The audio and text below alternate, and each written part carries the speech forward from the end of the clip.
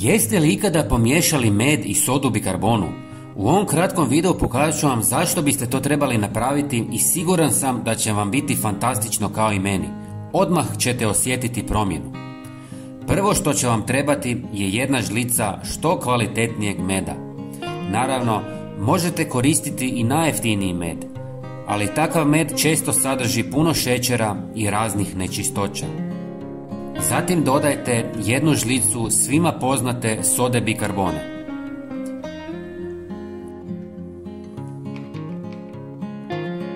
I potreban nam je još jedan sastojak, a to je jedna žlica kvalitetnog maslinovog ulja.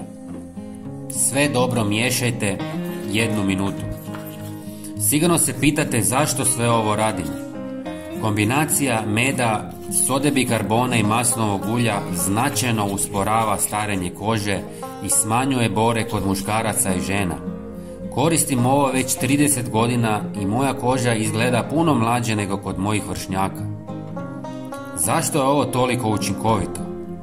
Med je bogat antioksidansima koji pomažu u borbi protiv slobodnih radikala, jednog od glavnih uzroka starenja kože.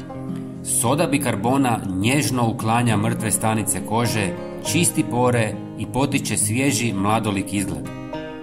Maslinovo ulje, zahvaljujući vitaminu E i masnim kiselinama, dubinski hidratizira kožu, čini je mekšom i elastičnijom te pomaže u regeneraciji stanica. Ovu masku možete koristiti 1 do 2 puta tjedno, ovisno o potrebama vaše kože.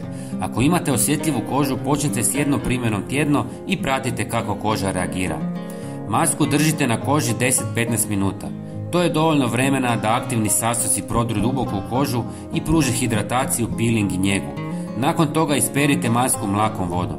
Smjesu možete čuvati u frižideru do 3 dana. Budući da sadrži prirodne sastojke bez konzervansa, najbolje je koristiti svježu. Prijatelji, bilo bi nam drago da podijelite ovaj video s drugima kako bi i oni otkrili tajnu mladolikog izgleda. Hvala vam i pozdrav!